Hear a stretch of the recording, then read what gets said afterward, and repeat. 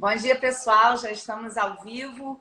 Vou convidar agora o professor Daniel Carnio para começar a nossa live, nossa primeira live. Oi, Daniel, bom dia. Bom dia, Renata. Como vai? Tudo bem? Tudo em paz. Daniel, queria muito te agradecer por você estar conosco na nossa primeira live, nosso primeiro trabalho público durante a pandemia. E você hoje vem trazendo a sua experiência, a sua bagagem importante com relação ao mundo empresarial, desde o pequeno empresário até o grande empresário.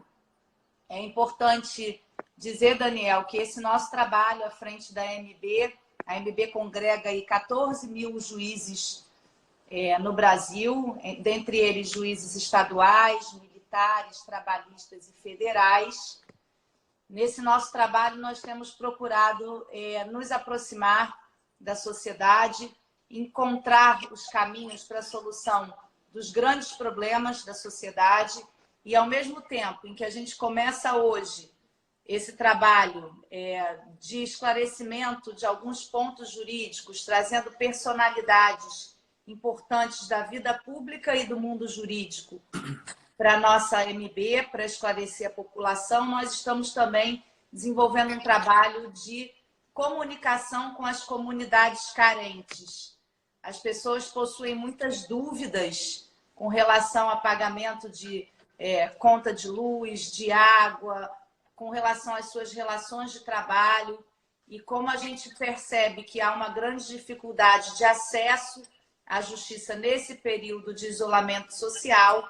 Hoje também nós inauguramos, junto com o projeto Voz das Comunidades, esse Tira Dúvidas. Eu mesma estou respondendo essas perguntas. Então, ao lado desse trabalho que a gente vem fazendo para os nossos juízes, especialmente, e para a sociedade com relação ao mundo empresarial, a gente também está com o pé lá junto das comunidades para também fazer esse trabalho de aproximação da justiça.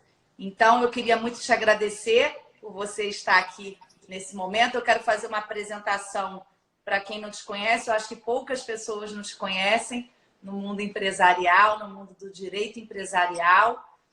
O Daniel, ele é juiz em São Paulo, juiz da primeira vara de recuperação judicial e falências em São Paulo. Ele também é juiz auxiliar na Corregedoria Nacional de Justiça, no Conselho Nacional de Justiça. Ele é um dos fundadores do FONAGEM, que é o Fórum Nacional de Direito Empresarial, de Juízes Empresariais.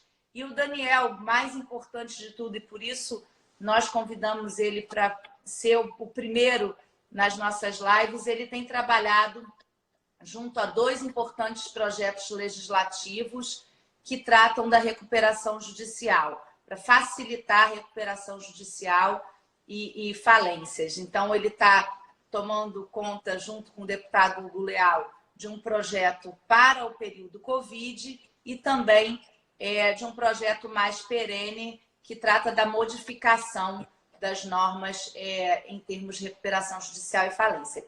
Então, Daniel, eu vou passar a palavra para você, da sua apresentação, e já deixando a primeira indagação nossa, que é como o combate à Covid-19 afeta a saúde das nossas empresas. Bom dia, Renata. Muito obrigado pelo convite. Eu fico muito honrado de inaugurar esse projeto tão importante da AMB. Você está me ouvindo bem? O som está ok? Está tudo ótimo. Ótimo, então tá bom.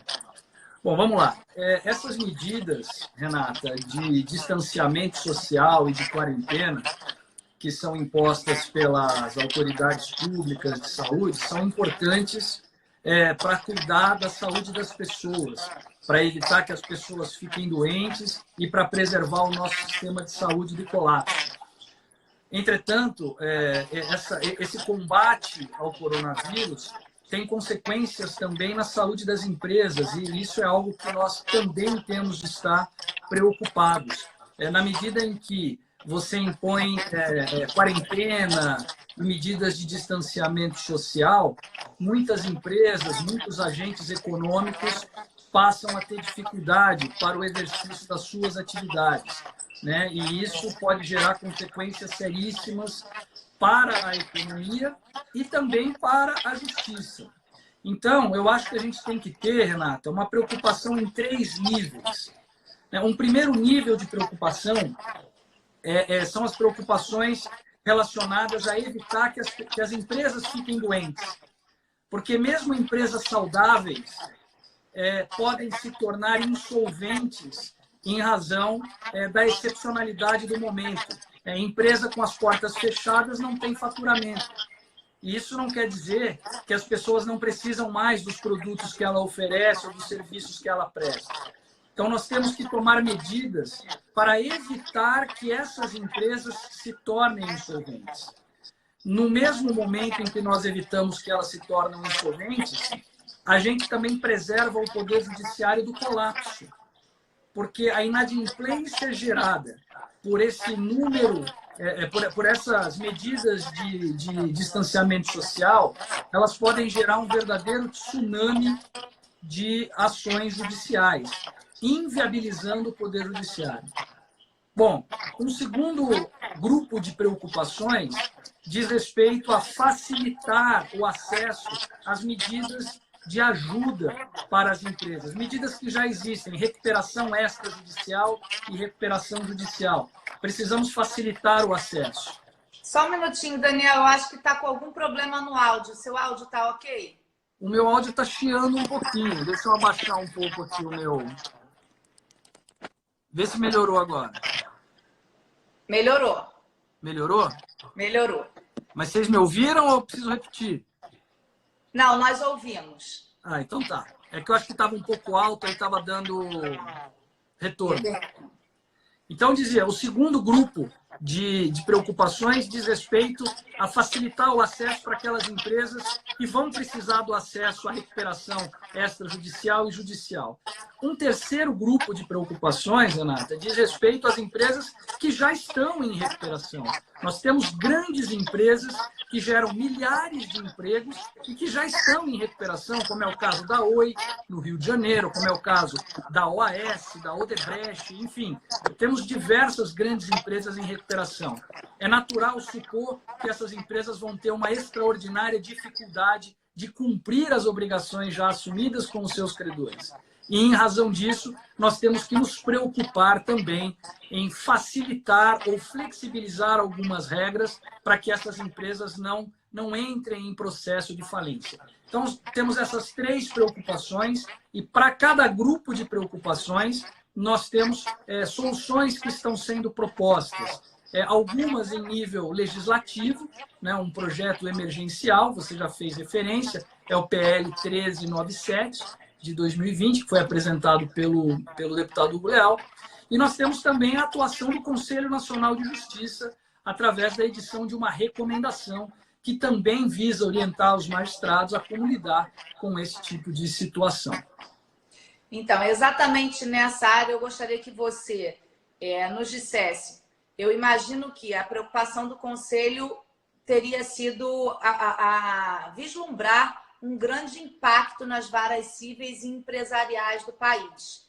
Eu gostaria de saber se essa é uma preocupação verdadeira e que você comentasse um pouco dessas recomendações do Conselho. Elas vieram em um tempo bastante oportuno, eu achei que o Conselho foi bem rápido na edição, foi aprovado em plenário e são medidas que efetivamente ajudariam nesse momento as empresas. Você pode comentar um pouco essas medidas, por favor? Claro, sem dúvida nenhuma. Nós devemos sim estar preocupados com a administração da justiça num momento de calamidade pública. É muito razoável a gente supor que haverá um verdadeiro tsunami de ações. Não só ações de recuperação e falência, Renata. Ações relacionadas à inadimplência generalizada. Por exemplo, ações revisionais de contrato, ações de cobrança, ações de execução, todas elas decorrentes da impossibilidade das empresas e dos agentes econômicos de honrarem os compromissos assumidos antes da situação de pandemia, mas para serem pagos posteriormente. Veja, Uma empresa que está há 2, 3 semanas com as portas fechadas e que não pode funcionar, né? Ou então uma empresa que não tem mais clientes porque as pessoas estão em quarentena. Essa empresa ela não tem faturamento ou ela vai ter uma redução muito grande do seu faturamento. Então, em razão disso, ela vai ter dificuldade de cumprir as suas obrigações. E quando isso acontece, as pessoas recorrem ao Poder Judiciário. Nós precisamos ter uma preocupação, primeiro, de achatar a curva de demandas, fazendo um paralelo com o que a gente ouve todos os dias acerca de achatar a curva de contaminação para preservar o serviço de saúde pública de colapso. Nós precisamos achatar a curva de demandas para evitar o Poder Judiciário do colapso. Porque se milhões de ações chegam ao mesmo tempo às varas cíveis ou varas empresariais especializadas, o Poder Judiciário perde a capacidade de dar respostas no tempo necessário e de forma adequada. E aí as pessoas e empresas estão totalmente desprotegidas. Sem contar que cada juiz vai ter a sua própria regra e o seu próprio critério para tentar resolver de maneira pulverizada um problema que é coletivo, o que vai gerar, de maneira macro, um desequilíbrio nas relações de credores e devedores, porque alguns vão conseguir uma suspensão, outros não vão conseguir. Só que o credor de um é devedor de outro. Então, se um consegue e outro não, você desequilibra essas relações. Então, nós precisamos nos preocupar com isso e o PL cuida disso, criando mecanismos para achatar essa curva que depois eu comento com você. O CNJ ele atuou de maneira muito oportuna e de maneira muito rápida para orientar os magistrados a conduzir os processos de recuperação durante o período de pandemia, orientando, vamos dizer assim, democratizando com todos os magistrados a experiência das varas especializadas. Então, os juízes de São Paulo, os juízes do Rio de Janeiro, por exemplo, eles sabem como lidar com este problema porque eles são especialistas na matéria. Eles têm uma experiência muito grande em lidar com recuperação e falência. Mas existem diversos outros colegas que estão no interior do Brasil e que não têm a mesma experiência porque esses processos não são tão frequentes. Então, o objetivo dessa recomendação CNJ é levar a esses colegas essa experiência, para dar a eles um conforto maior para decidir questões que vão aparecer, muito provavelmente, na frente deles. Então, não é uma tentativa de impor nenhuma decisão. É um conselho, é compartilhar a experiência. Então, eu passei os olhos na recomendação, a minha experiência é criminal, não é empresarial, mas a gente acaba julgando tudo sempre. E eu participo de vários fóruns, até mesmo com você. Eu passei os olhos lá e eu vi algumas medidas importantes, como o levantamento eletrônico de valores para ajudar as empresas nesse momento, quem tenha direito a esse levantamento mais célere. Queria que você comentasse alguma dessas medidas céleres para as empresas. Tá. Essa medida que você comentou talvez seja de maior impacto. Chamar a atenção dos magistrados para a importância de dar prioridade ao levantamento de valores que já estão disponíveis para serem levantados. Então, credores ou a própria empresa recuperanda já tem direito a levantar esses valores. Então, durante este período de pandemia, é especialmente importante que esses valores sejam efetivamente levantados para que nós injetemos liquidez no mercado. As pessoas que têm direito a receber esse valor precisam desse valor para superar esse momento tão difícil que a gente vive. As empresas que têm direito a esses valores também precisam desses recursos para se manter em funcionamento, prestando serviços e apresentando produtos e mantendo os empregos. Então, esses valores já estão lá. E se permanecerem lá por conta da suspensão dos processos, todo mundo perde com isso. Então, na verdade, essa parte da recomendação chama a atenção dos magistrados para esse problema. Não significa dizer que tem que ser tudo levantado de maneira assodada, não é isso.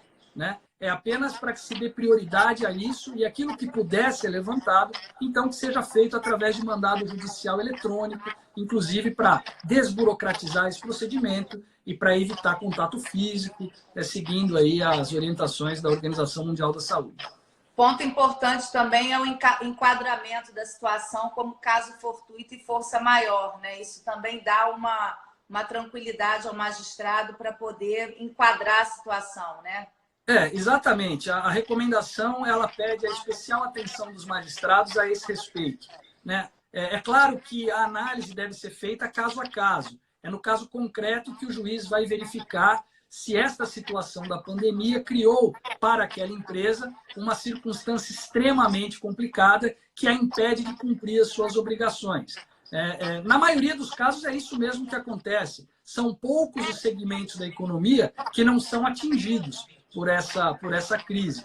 Eu consigo imaginar, por exemplo, a produção de álcool gel. Esse pessoal acho que vai ganhar mais dinheiro do que nunca, mas a grande maioria dos segmentos no comércio e na indústria vai sofrer muito com isso. Então, nós estamos chamando a atenção dos magistrados para que, na condução de processos, observem essa circunstância, evitando que haja uma onda de falências em razão de descumprimentos que podem ser justificados ou caracterizados como força maior ou caso fortuito em razão da calamidade pública.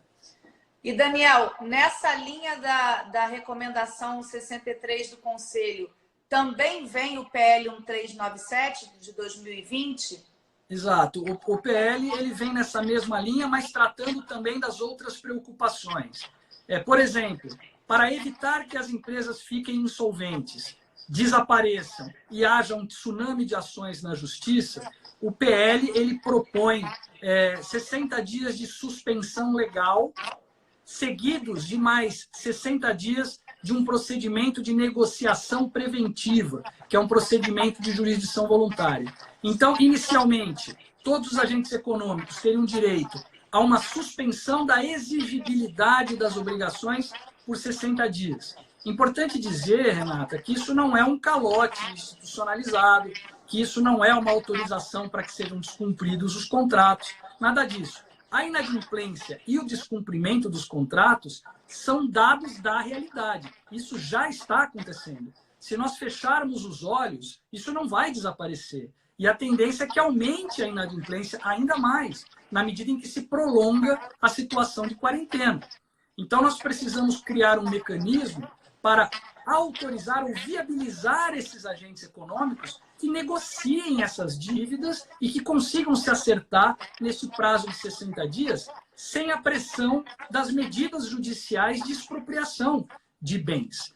Dar a eles um espaço de respiro para que eles negociem. E para aqueles que precisarem de um tempo extra e de um estímulo maior à negociação, o projeto propõe um procedimento de negociação preventiva que é inspirado naquilo que nós temos lá nas diretivas da União Europeia, como, por exemplo, na França nós já temos o mandato ad hoc e o procedimento da negociação. Então, isso para essa preocupação, tentando preservar a justiça e dar uma solução para a inadimplência.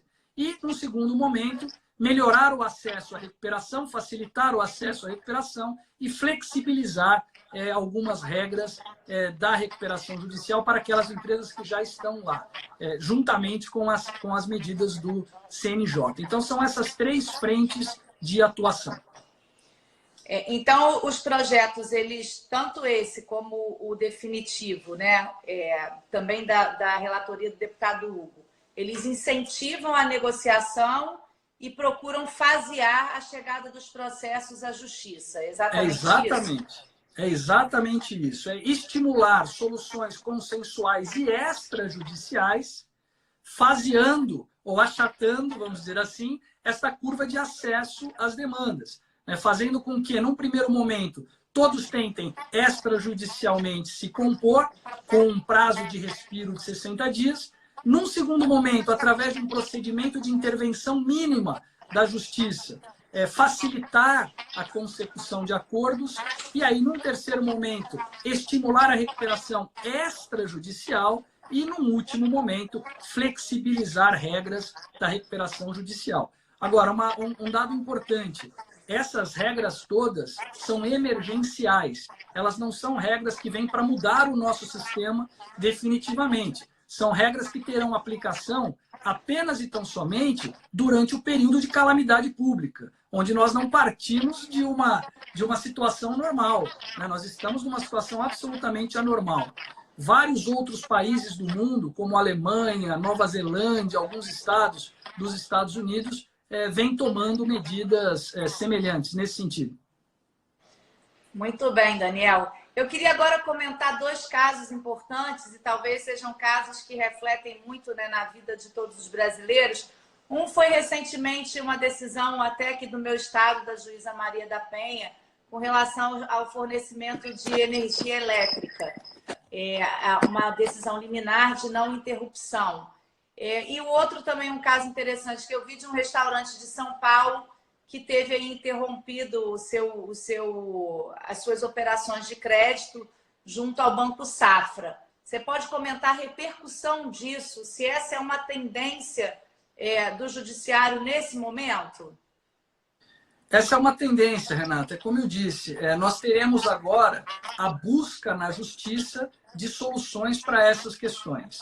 E os juízes têm sensibilidade, e os juízes vão, no caso concreto, entender se é o caso ou não de dar essas proteções. Então, por exemplo, a empresa, vamos pegar o exemplo do corte de luz, né? A empresa não consegue pagar a conta de luz agora de abril, porque não teve faturamento em março, ficou 3 semanas fechado.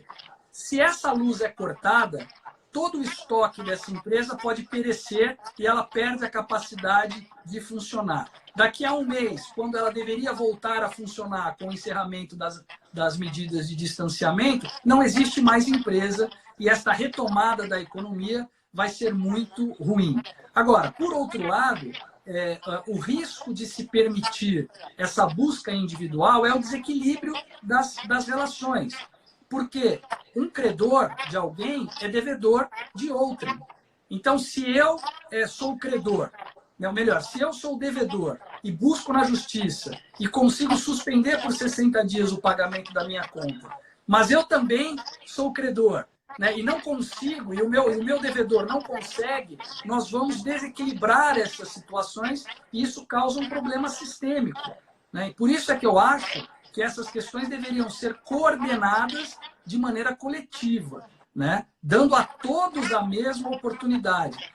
Permitir que a justiça resolva no caso a caso, elitiza a solução, porque somente aqueles que tiverem condições de acessar a justiça com advogado e tudo mais, vão ter a possibilidade de defesa, e muitos vão conseguir e outros não vão conseguir, o que desequilibra essas relações.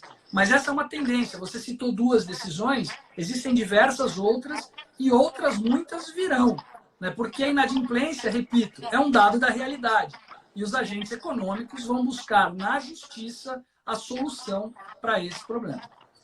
Então, na verdade, o que você quer dizer é que você acha importante a aprovação desse PL, que é o PL emergencial, né, com relação à recuperação judicial, porque isso fomentaria decisões de caráter coletivo, ou independe do PL? As próprias recomendações do Conselho já seriam suficientes para essa tomada de decisões coletivas?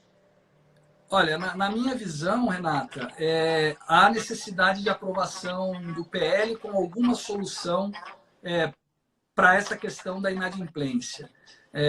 Individualmente, sem o PL, o que o Conselho Nacional pode fazer é orientar os magistrados na condução desses processos. Mas não é possível coletivizar a decisão por determinação ou por orientação do Conselho Nacional. Então, na minha visão, e essa é uma opinião pessoal, eu vejo o PL como algo absolutamente necessário para que nós tenhamos instrumentos para lidar com essa situação. Quais instrumentos? Estamos ainda na fase de discussão, né? O PL foi apresentado, existe uma proposta lá e a gente ainda tem algum tempo para aperfeiçoar essa proposta, mas é preciso dar uma resposta para essa situação decorrente da calamidade pública. Eu acho que os instrumentos que nós temos não são suficientes para dar respostas necessárias em momento de calamidade pública. De qualquer forma, Daniel, a minha percepção também, eu queria que você confirmasse isso, que o que tem sido feito em termos de orientação via conselho, em termos de decisões judiciais e até mesmo dos projetos legislativos que a gente está discutindo, não importam em dar um salvo-conduto generalizado para as empresas que já estão em processo de recuperação ou de falência, de insolvência.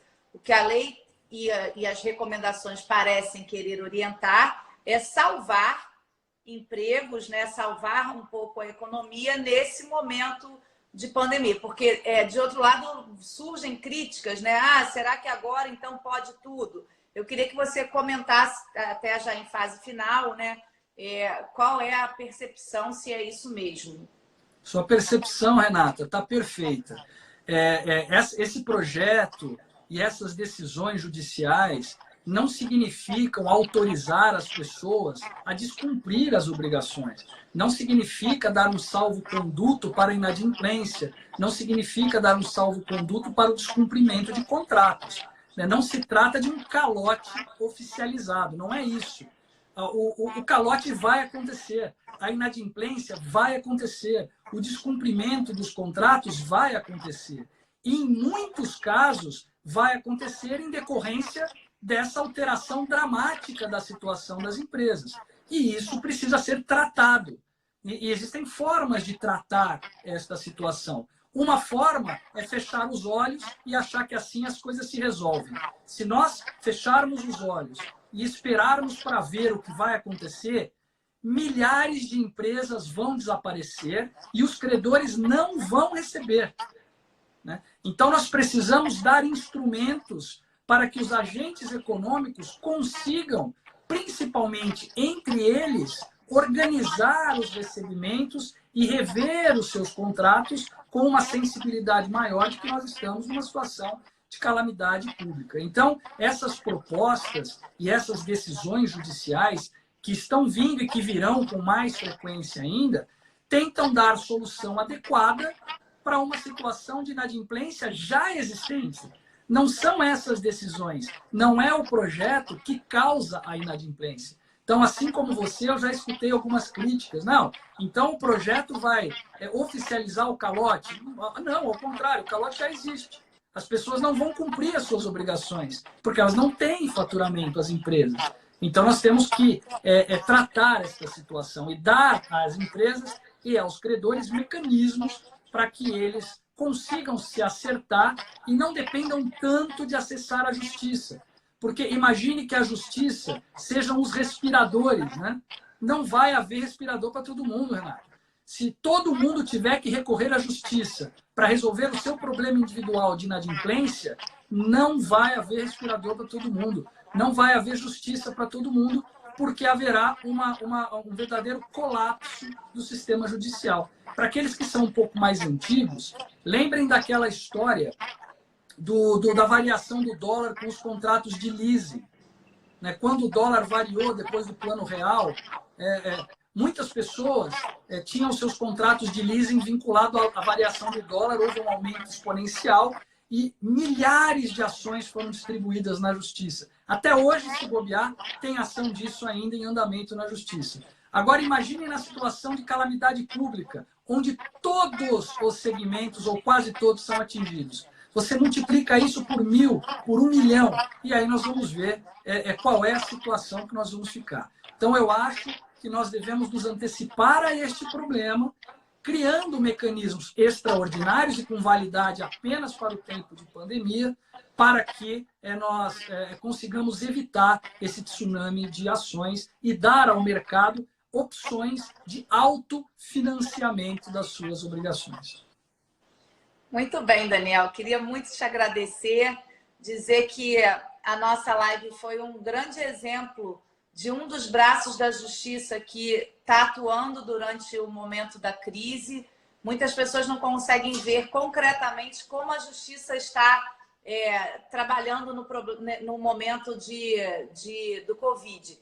E a gente está aí trabalhando também numa hashtag A Justiça Não Para, apresentando o trabalho desses magistrados por todo o Brasil, resolvendo essas questões difíceis e questões importantes, como o fornecimento de luz, o fornecimento de água, tanto individualmente como de forma coletiva, como foi o caso, né, dessa comissão aí de consumidores que buscou a justiça imediatamente. Então, a justiça como um serviço essencial, a justiça como um direito da humanidade, do cidadão, um direito fundamental, eu tenho dito isso muito em todos os lugares, ela tem se apresentado como um serviço absolutamente essencial e ininterrupto, né? Todos os juízes brasileiros estão trabalhando de forma remota e de forma presencial nos plantões ordinários e extraordinários pelo país afora, de acordo com a orientação de cada estado, de cada tribunal do estado. Então, eu queria te agradecer profundamente por dedicar um pouco do seu tempo. Eu sei que você é uma pessoa muito requisitada, um pouco do seu tempo para essas explicações. A gente vai deixar na nossa página os textos legislativos que estão em andamento, até para colaboração e contribuição dos demais magistrados, dos atuantes do sistema de justiça, dos advogados. E deixo aqui um breve tempo para a sua fala final. Eu agradeço novamente a abertura desse espaço para que a gente debata um tema tão importante como esse. Muito obrigado, Renata, muito obrigado à ANP. De fato, a justiça não parou, ao contrário, trabalha mais agora do que antes da pandemia, provavelmente, porque com todo o desenvolvimento do trabalho remoto e o aperfeiçoamento dessas ferramentas de trabalho remoto, né, nós estamos trabalhando 2 vezes, 3 vezes mais. Pelo menos na minha experiência tem sido assim, Renata. Eu trabalho de manhã, à tarde, à noite, e como eu não tenho que ir embora para casa, porque eu já estou em casa, né, então eu continuo trabalhando ininterruptamente. E eu acho que esse é o momento de fazermos isso mesmo. A sociedade precisa da justiça, né? A sociedade encontra na justiça o seu porto seguro. E é preciso que nós estejamos disponíveis para dar respostas adequadas aos problemas que a sociedade vai nos trazer. Então, a nossa preocupação é manter o Poder Judiciário ativo e acessível, evitando que esse tsunami de ações possa prejudicar a resposta jurisdicional, principalmente nesse período em que a sociedade mais precisa de nós. O Poder Judiciário ele tem uma função importantíssima e ele tem um papel fundamental no enfrentamento dessa crise e na superação dessa crise. Eu acho que nós vamos conseguir superar essa crise. Eu acho que em breve nós estaremos olhando para trás e tirando várias lições desse período, mas de maneira muito positiva e com o judiciário fortalecido, mais forte do que iniciou essa crise. Muito obrigado, Renata. Obrigada, eu concordo com você, Daniel. A justiça não para, usem aí a nossa hashtag, a justiça não para com cedilha e com tio, e nos sigam nas redes sociais. Só para lembrar que essa live fica gravada por 24 horas para você que quiser tirar suas dúvidas e quiser rever algum ponto. Obrigada a todos que nos ouviram e aguardem a próxima na quarta-feira. Vocês vão saber o horário. Obrigada. Bom dia. Tchau, obrigado. Um abraço. Um abraço.